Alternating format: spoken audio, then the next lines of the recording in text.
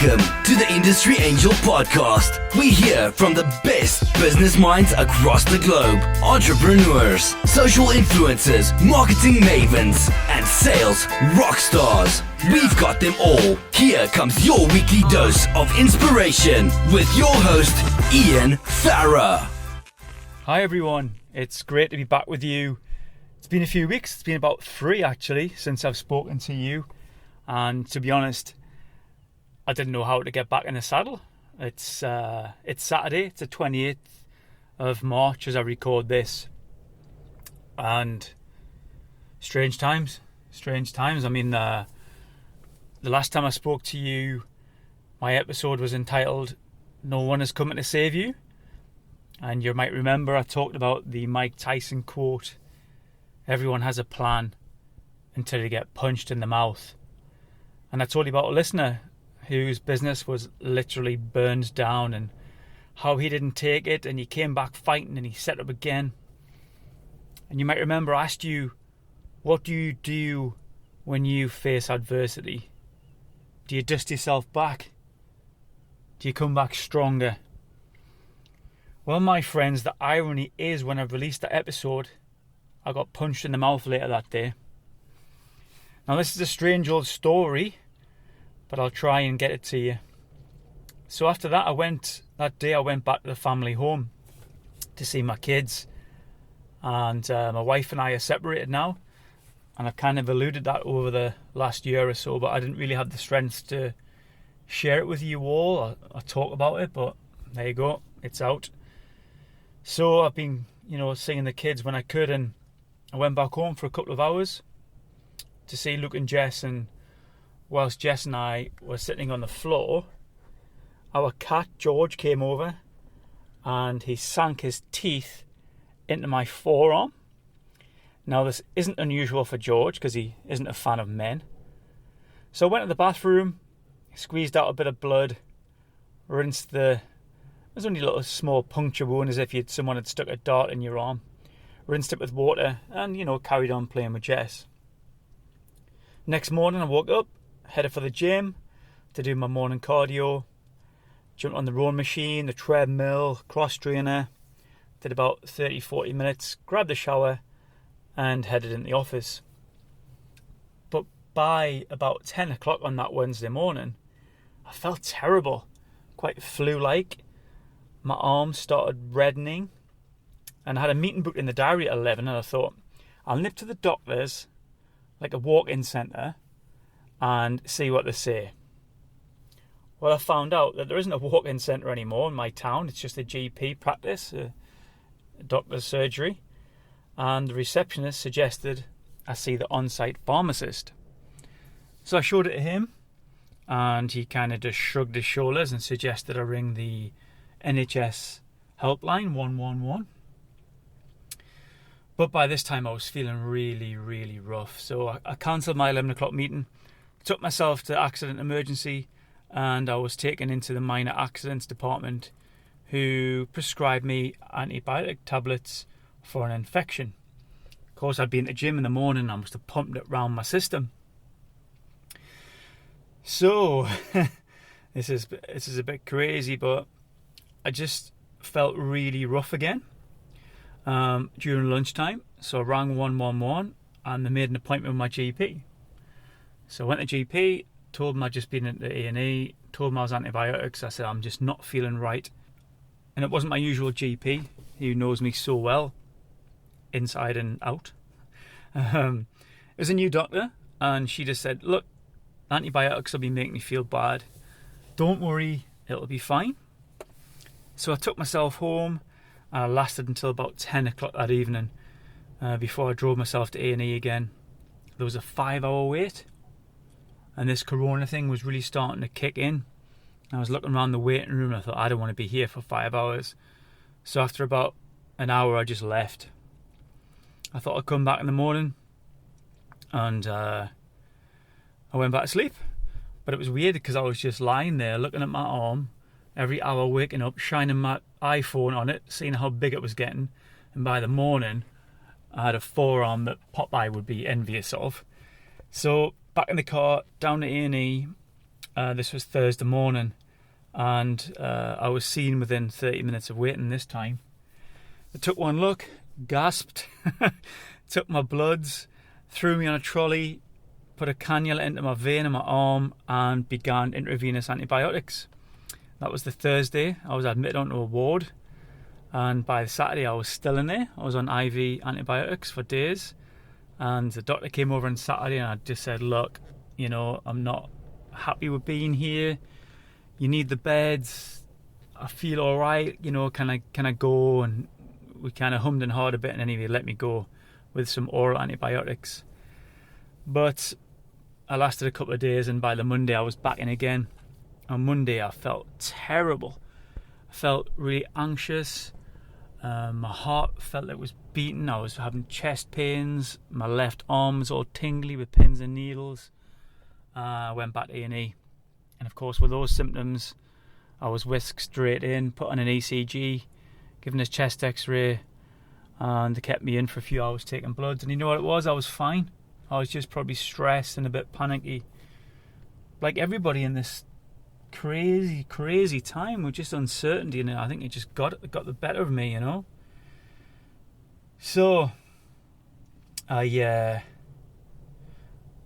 was out. They let me out on the Monday, and then things got really strange. When I wasn't there on the Monday, I could see how much the hospital changed in those few days.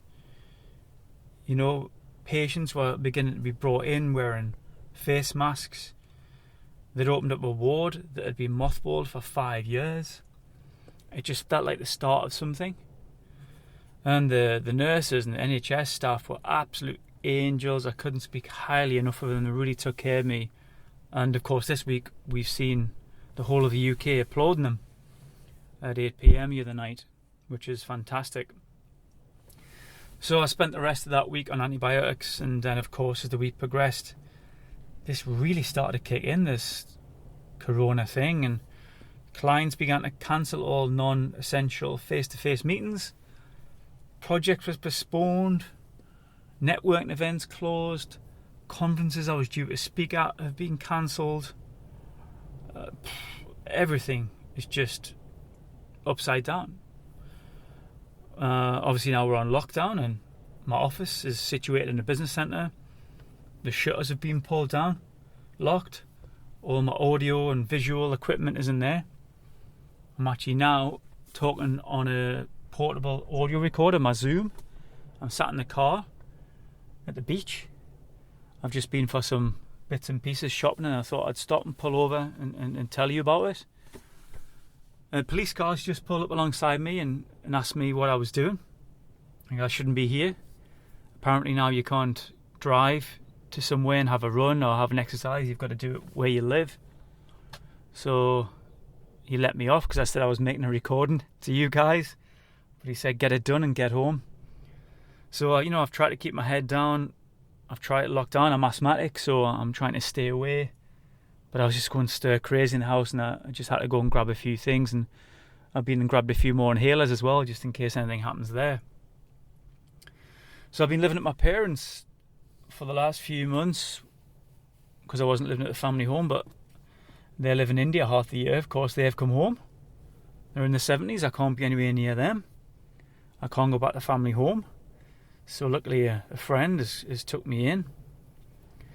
My family home's up for sale, and we had 4 viewings last week, but then all the viewings were cancelled. Just everything's upside down, and I've got major cabin fever. I've been going on the hills for a walk during the day and having a run and trying to escape. My youngest is now displaying symptoms, and I kind of go and see her.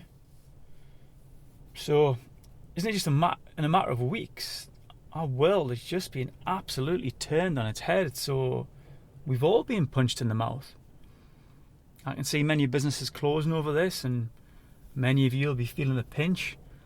I've had a few emails and Facebook messages of listeners and people I've coached, or people who have been on my courses in the past, just sort of saying where do they stand, what can they do, what are they entitled to.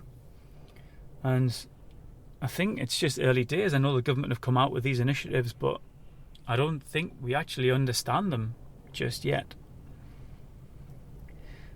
So, I feel for you guys. Many of you will be self-employed, hairdressers, personal trainers, gym owners, cafe owners, restaurateurs. Things are difficult.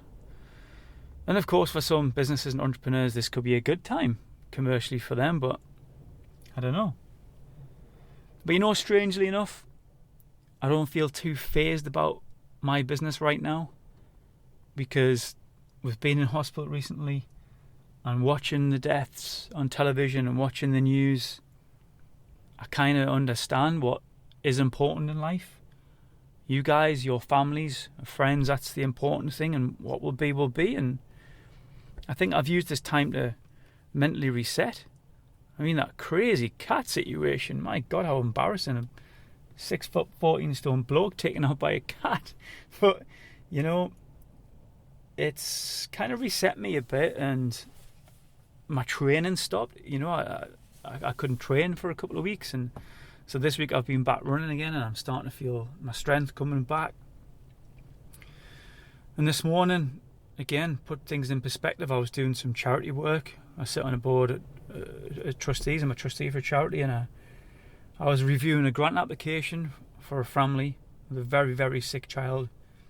And I just thought, my kids are fit, my family's safe, I'm still here. I've got to be thankful for that.